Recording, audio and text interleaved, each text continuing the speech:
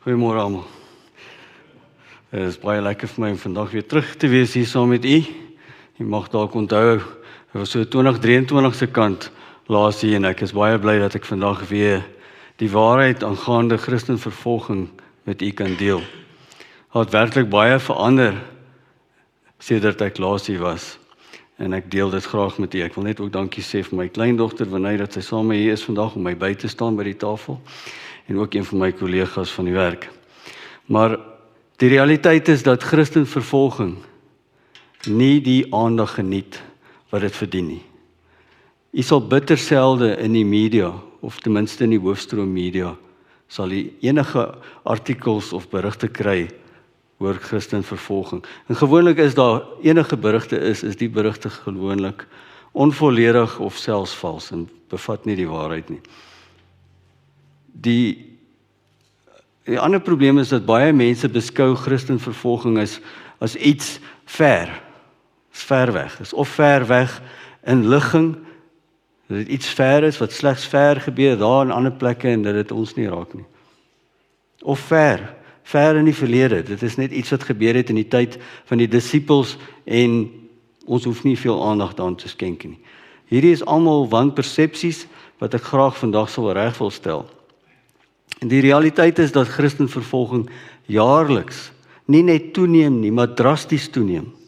In so 'n mate dat ons almal gaan affekteer. Selfs ons hier in Suid-Afrika. Dankie. En dikwels kan die vervolgde kerk nie staat maak op hulp van die owerheid nie. Want in baie gevalle is die owerheid betrokke of aktief betrokke by die vervolging van Christene. Of as dit nie die geval is nie, is daar baie keer geen wens van die owerhede om vervolging teen te staan of die vervolgde kerk te beskerm nie. Dit kry ons byvoorbeeld in Nigerië. En dit is juis waar 'n organisasie soos Geopende Deure tot sy volle mag kom en ons rol vervul. Ons staan die vervolgde kerk by deur nie net materieel hulp te verskaf nie, maar ook om bewusmaking te versprei. Die hartseer is dat baie in die kerk vandag besef nie wat gebeur in die wêreld met vervolging nie en is self blind vir die stadige toenemende druk op die kerk in Suid-Afrika.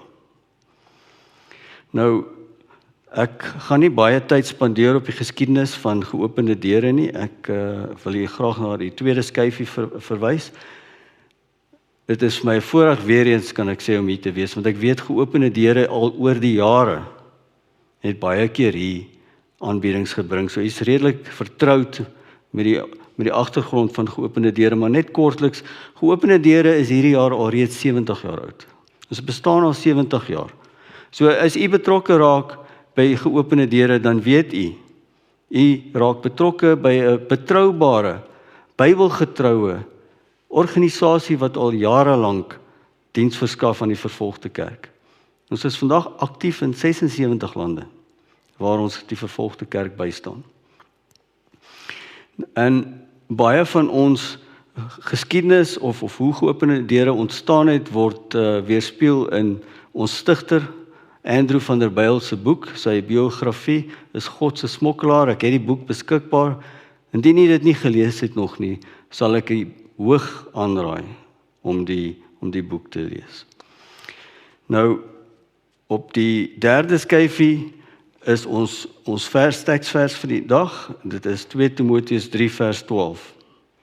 En hy lees: almal wat godsvreesend in Christus Jesus leef, sal vervolg word. Nou as ons hierdie kortste stukkie teks behoorlik bestudeer, kan ons antwoorde kry en ons kan sien waarom daar vervolging is. En ons kan ook sien wie vervolg sal word. Die rede vir die vervolging is Christus. Elkeen van ons wat Christus as ons verlosser aangeneem het, sal vervolg word.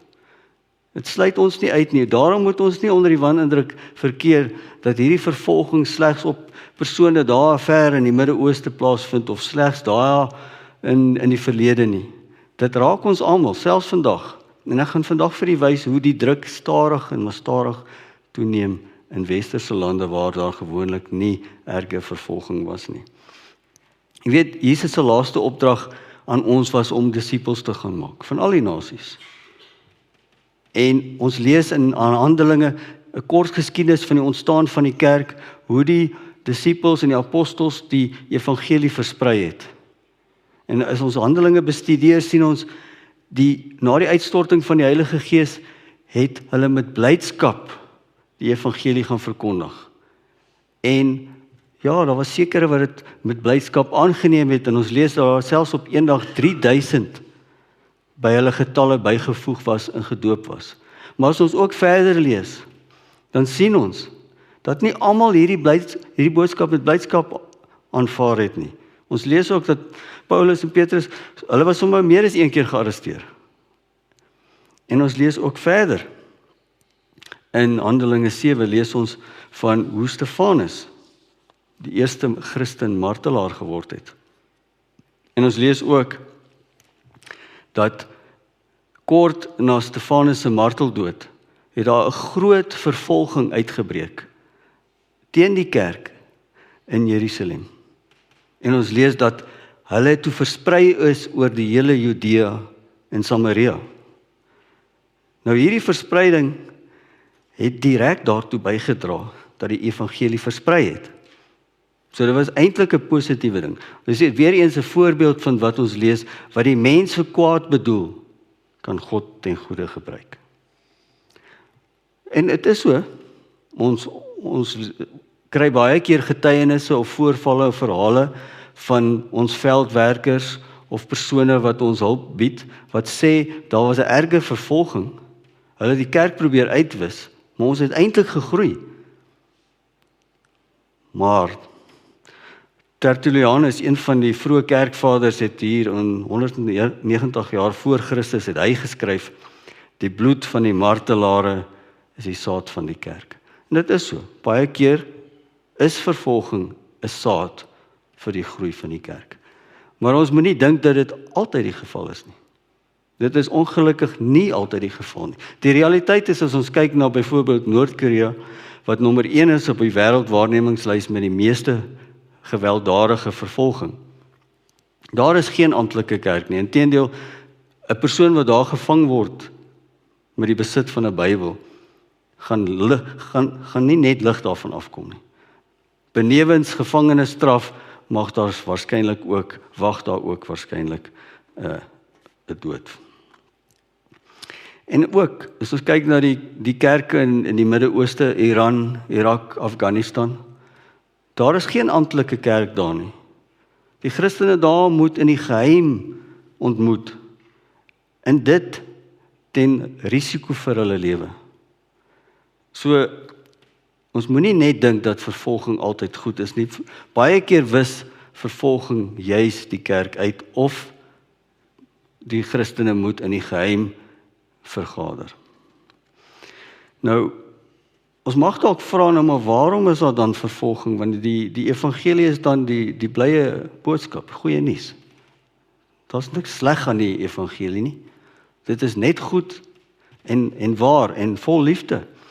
In 1 Korintiërs 1:18 lees ons dat die boodskap van die kruis is dwaas vir diegene wat op pad is na vernietiging. Maar vir ons wat gered is, ons weet, dit is die krag van God. Maar die wêreld verwerp hierdie boodskap. Die wêreld verwerp die boodskap van verlossing. Jesus het gesê, hy is die weg en die waarheid en die lewe, en die enigste weg na die Vader. Maar hierdie boodskap is aanstootlik vir baie. Baie wat tradisie en aan kultuur vasklou. Hulle verwerp die evangelie ten gunste van hulle tradisies en hulle kultuur. Ook ander weer verwerp dit en skep eerder 'n geloof of 'n God selfs in hulle eie beeld. Die Christen siening van familie, die huwelik en die beskerming van die ongeborene. Hierdie word met afskuw verwerp deur die wêreld.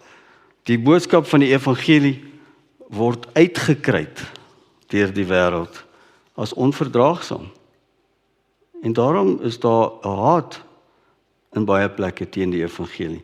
Christene inteendeel word soms beskou as haters van vryheid.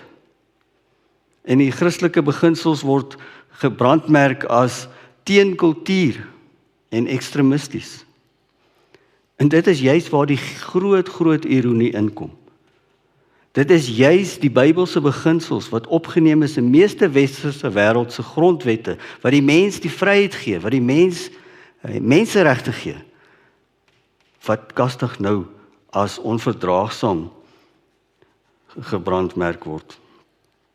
Die boodskap dat ons naaste moet lief hê, vir ons vyande moet bid, ja, die stelsel wat vir ons geregtigheid en selfs die regstelsel gebring het, word uitgekry as onverdraagsaam.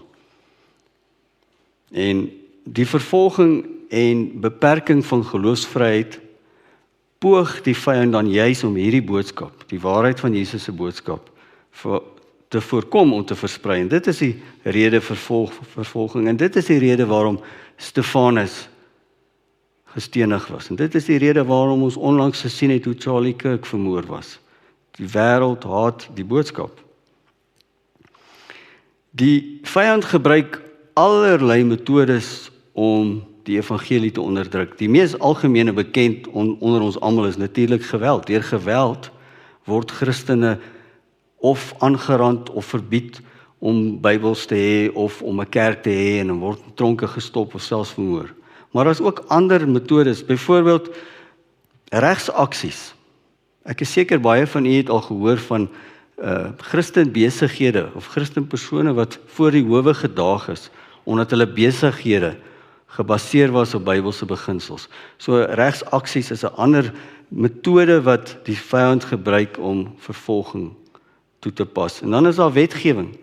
Selfs in Suid-Afrika het ons, ek sal net een noem, die wet op die voorkoming en bestryding van haatmisdade. Daardie wet se definisies is so wyd dat dit baie maklik kan wees vir 'n Christen om aangekla te word omdat hy kwansies nou haatspraak sou gepleeg het deur bloot sê nou maar 'n Bybelversie of 'n Bybelse beginsel te herhaal. So ons moenie dink dat vervolging net ver is nie. Soos ek gesê het, Jesus se opdrag was, ten spyte van vervolging, moet ons die evangelie gaan verkondig. En ek dink, ons moet besef die belang en die erns van hierdie opdrag. Ons moet onsself vra, waar maak ons disippels? Dit is tog immers elkeen van ons se plig om disippels te maak. Ons skaam ons tog nie vir die boodskap van die kruis nie.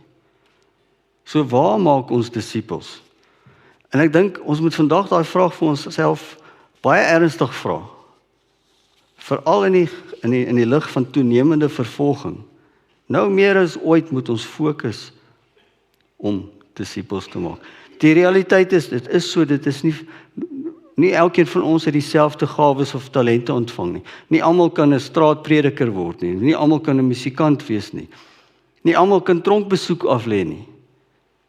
Nie almal kan dalk op 'n verhoog staan en voor mense praat nie, maar bid die Here vir jou talente wat hy jou gegee het, sal wys en dat ons moeite sal doen daarmee, dat ons talente sal ontwikkel. Want ons moet ons talente ontwikkel. Die blote feit dat ek gebore is met 'n musikale talent beteken nie ek gaan nou met gaan voor die orgel sit of die klavier en net speel sonder om te oefen om voor te berei nie. So moenie dink dat u nie disippels kan maak nie. Ek sal net vir u kortlik sê, ek is seker een van die min persone wat u in die lewe sal ontmoet wat graad 1 2 keer gedoen het. En dis die waarheid. Ek was so skaam en teruggetrokke persoon dat die skool gedink het daar is fout met my. En dat my gesê nee, hierdie ouetjie moet maar graad 1 weer doen, want hy praat met niemand nie. So skaam en teruggetrokke was ek. En tog kyk, hier staan ek vandag. So die Here het elkeen van ons talente gegee, ons moet dit net ontwikkel, sodat ons kan disippels maak. So, wat leer die Bybel ons oor vervolging? In Matteus 10 vers 17 sê Jesus, julle sal aan die plaaslike rade oorgelewer word en in die sinagoges gegeesel word.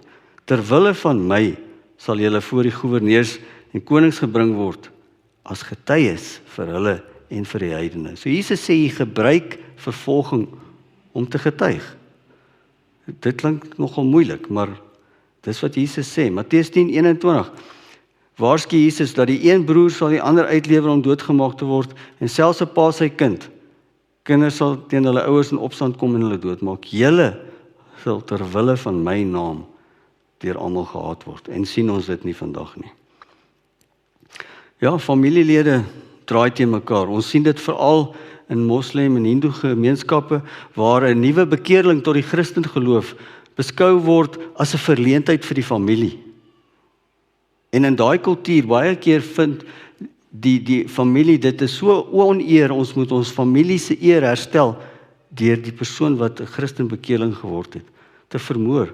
Daarom kry ons hierdie sogenaamde eermoorde of aanvalle waar hulle die persone met suur gooi. Op die volgende skyfie is daar 'n foto van 'n Pakistaanse Christenvrou. Haar naam was Shazia Bibi. Sy is aangerand en met suur gegooi in Lahore, Indië in 2023, omdat sy geweier het om haar terug te bekeer tot Islam. En is dit nie net vreeslik nie, en dit is 'n aanval wat sy nie oorleef het nie. As ons verder kyk, ons skrifgelees gedeelte was 2 Timoteus, maar as ons bietjie verder lees, vers 10 en 11 sien ons van al die vervolging word daar gelys wat Paulus moes meemaak. So ons moenie verbaas wees as ons ook onderworpe word aan vervolging nie. Op die 5de skyfie wil ek net vir u voorbeelde gee van die verskyningsvorme van Christenvervolging, want ons dink baie keer of ons siening van vervolging is soms te eng. Daar's 'n verskeidenheid maniere of voorbeelde of insidente van vervolging. Die eerste wat ek gaan lys is Jesus se naam en eer word geminag en bespot. Nou daar is waarskynlik nie 'n film of 'n reeks wat jy op TV sal kyk of 'n musiekstuk dalk of boeke waar jy nie voorbeelde hier gaan vind nie.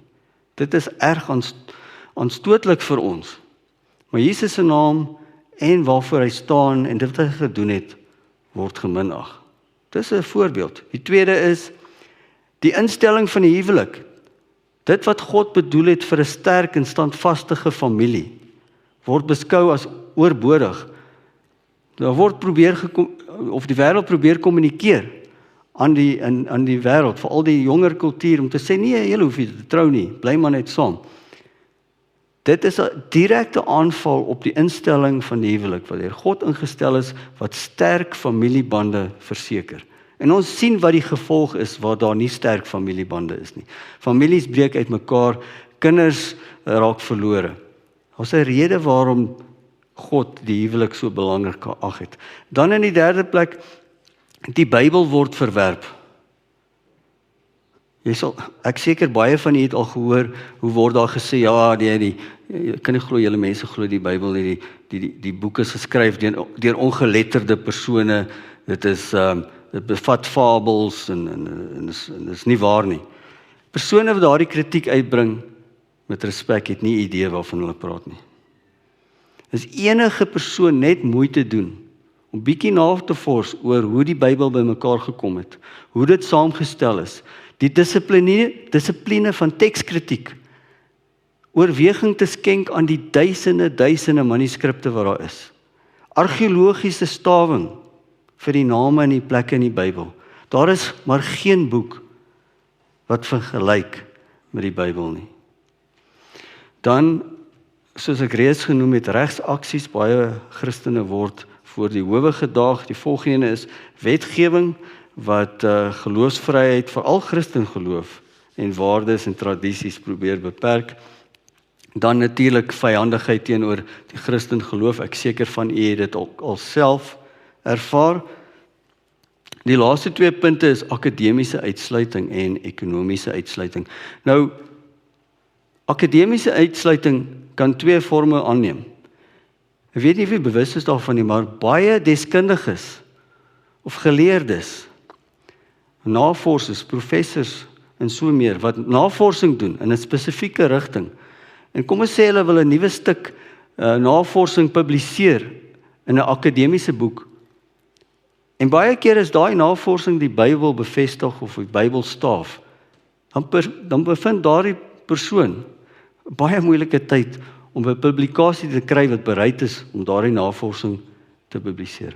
Selfs vir 'n student, akademiese uitsluiting kan ook Christelike studente raak. Byvoorbeeld, daar is instansies wat nie 'n beurs sal toestaan aan 'n Christen student nie. Ekonomiese uitsluiting ook. Dit kan behels dat 'n besigheid nie 'n tender of kan kwalifiseer of eers in ag geneem word vir 'n tender nie, bloot omdat die besigheid duidelike Christen of Bybelbeginsels het. En dieselfde vir 'n werknemer.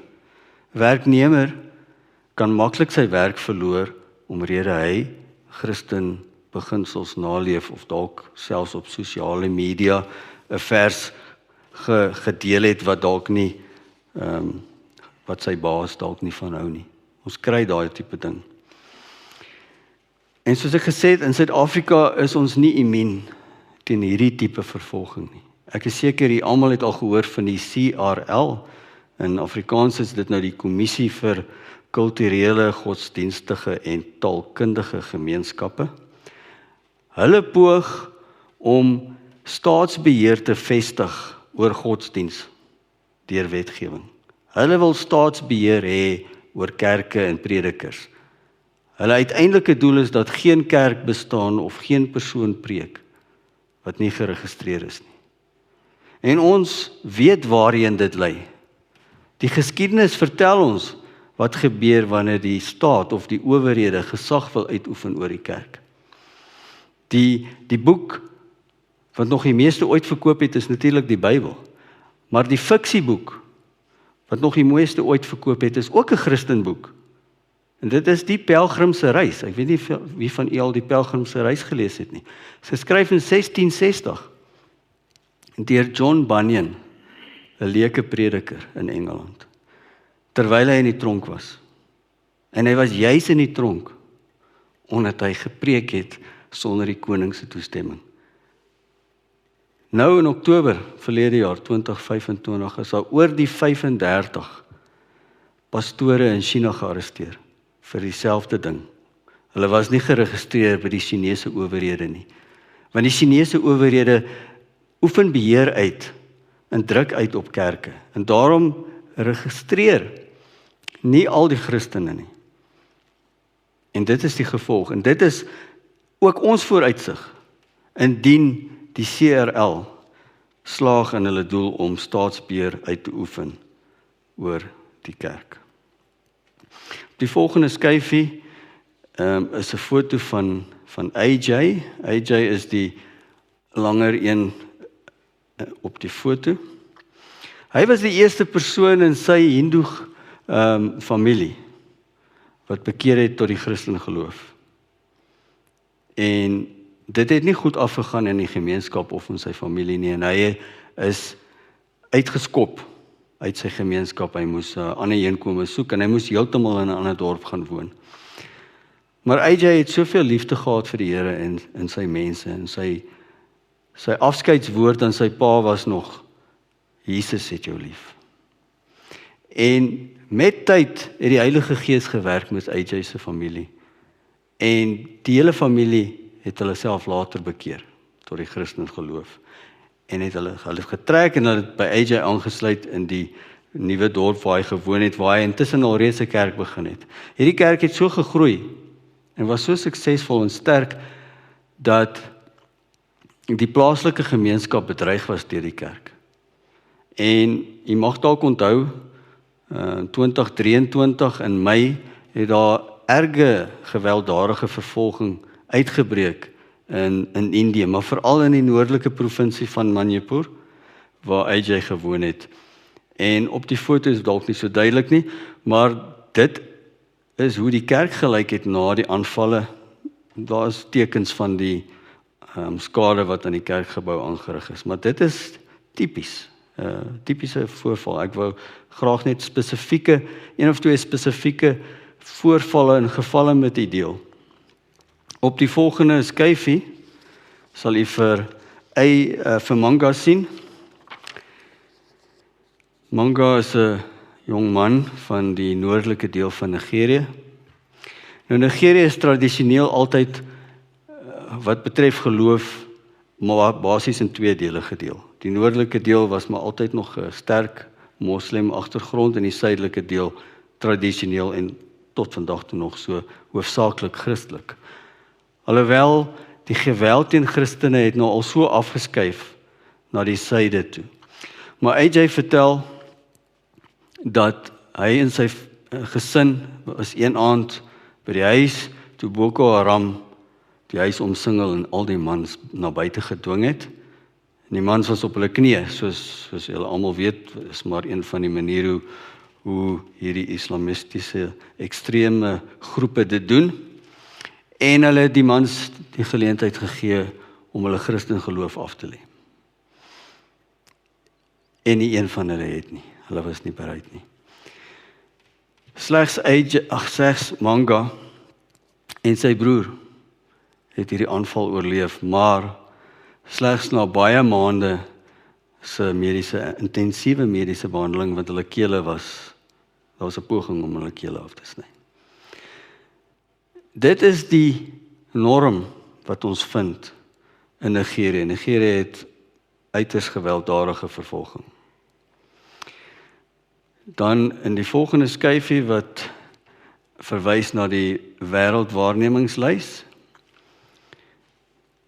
Die kaart is dalk bietjie klein op die skerm, so ek nooi u graag uit om asseblief na die afloop van die diens by my tafel aan te meld. Daar is gratis pamflette wat u saam mee kan neem. As u oopvou is die kaart daar binne met al die inligting, dan kan u duidelik sien waar al hierdie plekke is. Jy kan sien wat die behoefte is. Jy kan dit saam mee huis toe neem en jy kan dit insluit in die gebedslewe. Nou die wêreldwaarnemingslys is 'n lys wat ons in staat stel om te sien wat die tendense is in die toename van vervolging en waar daar dalk spesifieke behoeftes is.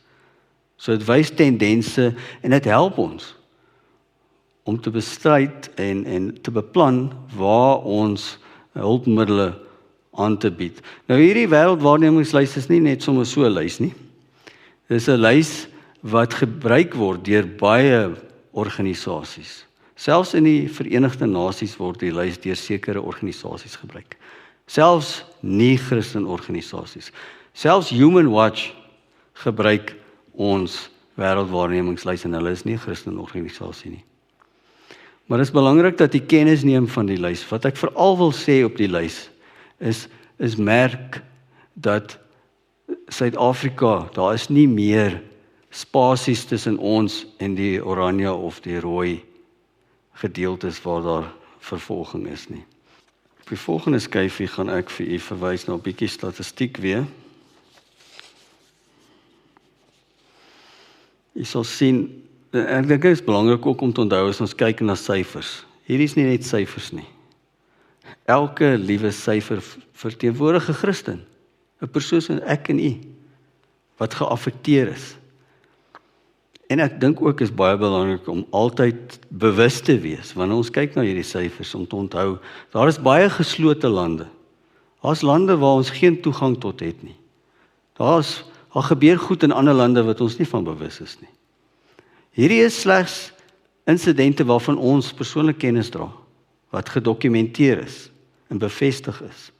So die realiteit is, hierdie is waarskynlik net 'n druppel in die emmer. Maar nogtans, hierdie is bevestigde gevalle.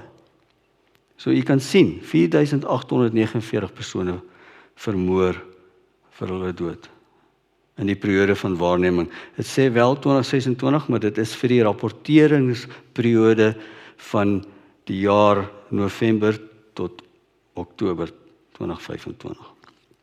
Ek gaan nie deur elkeen van hierdie gaan nie, maar jy kan sien, daar is erge vervolging, persone wat hulle wonings en inkomste en werke verloor en erge aanrandings moet verduur. Volgende skyfie wil ek net kortliks verwys na Sub-Sahara Afrika. Ons woon tog immers in Afrika, so hierdie is meer direk van belang vir ons. Ek dink dit is belangrik om te sien dat 14 van die top 50 lande is in Sub-Sahara Afrika. So is nie ver nie.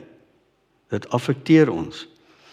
En daar is so groot Christen gemeenskap in Sub-Sahara Afrika dat dit basies 1 uit elke 8 Christene woon in Sub-Sahara Afrika. So die omvang van vervolging raak dus baie van ons broers en susters. En nog meer, 3 van hierdie mees gewelddadigste lande, dit is nou Sudan, Nigerië en Mali, is almal in Sub-Sahara Afrika. Ek wil net 2 verdere punte uitwys op die volgende skyfie, en dit is Sirië byvoorbeeld, wat nommer 6 is van die 50. In 2015 was daar bereken dat omtrent 1,1 miljoen Christene was in Sirië. Nou word dit geraam op 300,000. Waar is hulle heen? Hierdie mense is almal verplaas. Hulle woon in tente en goed wat deur die VN opgerig is, want hulle het nie wonings nie, hulle het nie toegang tot dienste nie. Hulle word verwerp in hulle gemeenskappe. Algerië byvoorbeeld, gaan ek net kortliks noem, voor die wêreldwaarnemingslys gefinaliseer was, het al 47 protestante kerke waarvan ons bewus was, reeds gesluit. Kan nie meer daar vergader nie. Soos ons vanoggend gehoor het, ons raak baie keer te gemaklik met wat ons het. Dit is so maklik vir ons om kerk toe te kom. Dit is so maklik om 'n Bybel te hê, dit is so maklik om die Here te dien. Hierdie persone moet in die geheim ontmoet.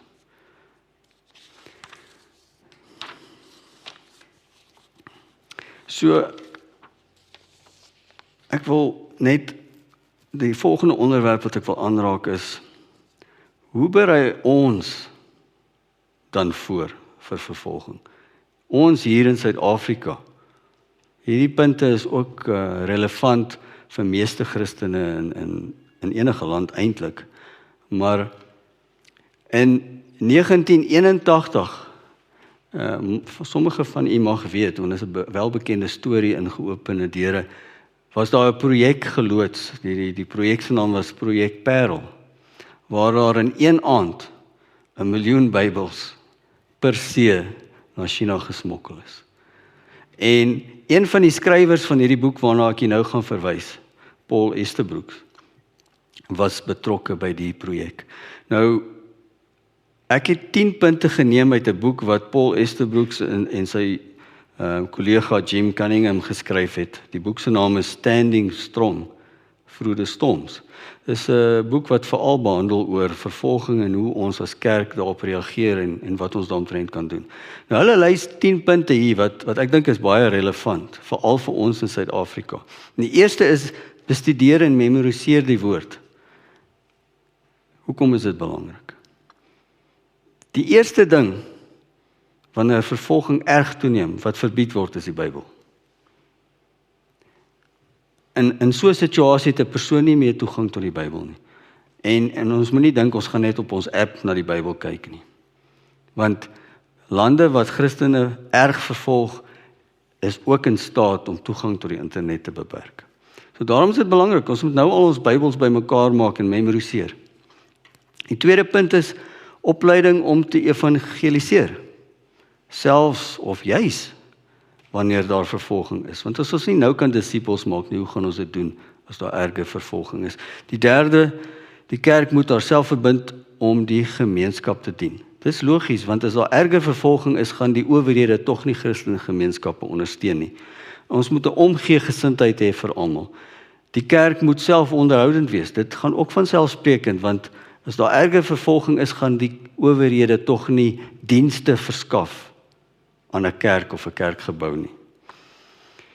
Ons moet bewusmaking en opleiding gee aan die komende vervolging en daarom is hierdie tipe aanbieding vir Geopende Deure baie belangrik. Ons fokus juis om bewusmaking te versprei. Gemeentelede moet verantwoordelikhede deel. Dit is so, ons moet almal betrokke raak, die kerk onderhou, skoonmaak, in stand hou, bydra, betrokke wees in by al die fasette en al die bedienings. En ons moet meer tyd toestaan aan gebed. Ons weet dat die gebed van die regverdige groot krag het.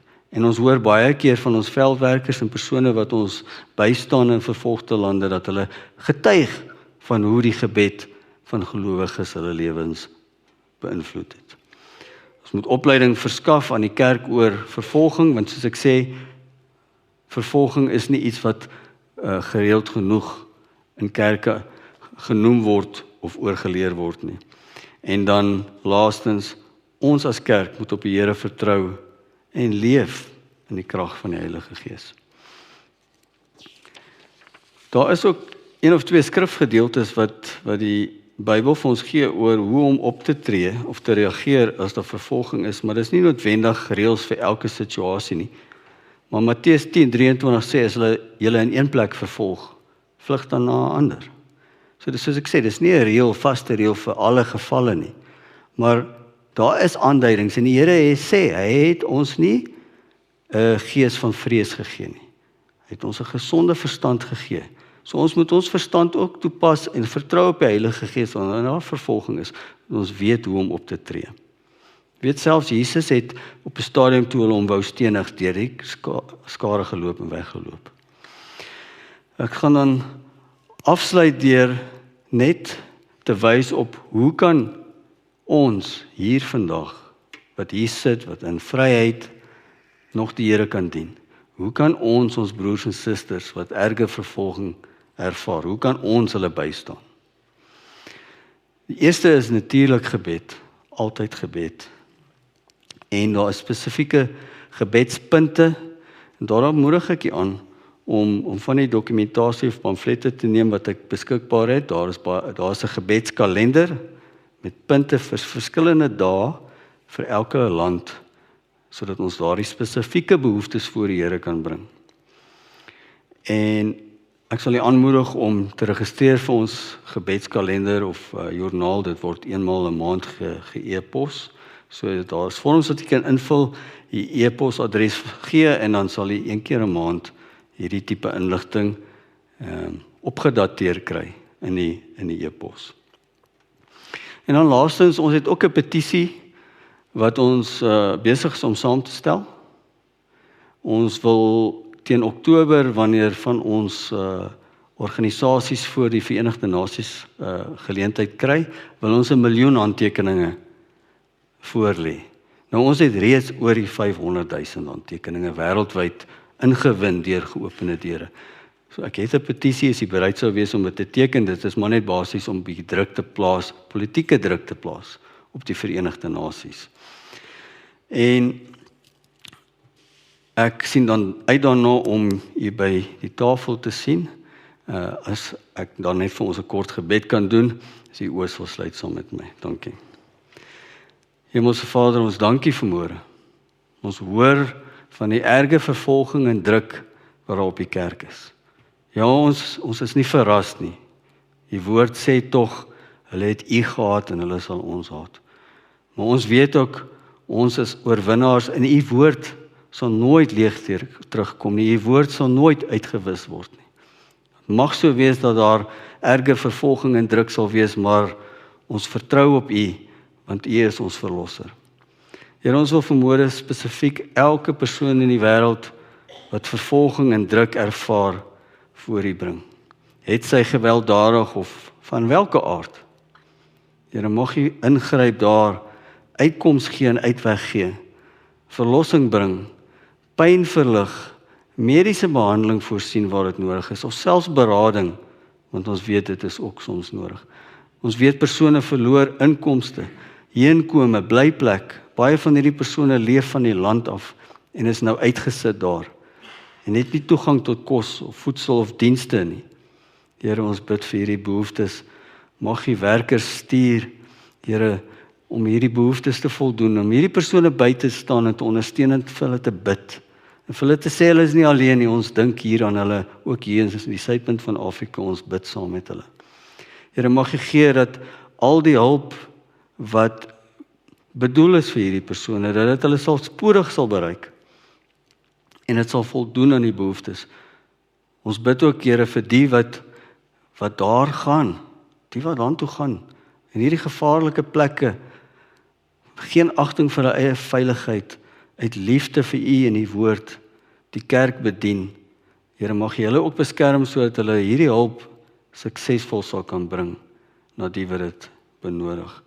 Ek wil ook bid vir die Bergbron gemeente, Here, baie dankie vir hulle, dat hulle so sterk en getroue gemeente is, dat hulle ook gereeld geopende deure in ander organisasies betrek by hulle bediening, en ons weet dat hulle aktief is in klomp areas, in verskillende bedieninge. Here, ons bid ook U seën oor die bedieninge waar die Bergbron gemeente betrokke is. Ons dankie vir al hierdie voorreg, ons dankie vir die woord en die liefde, in Jesus naam. Amen.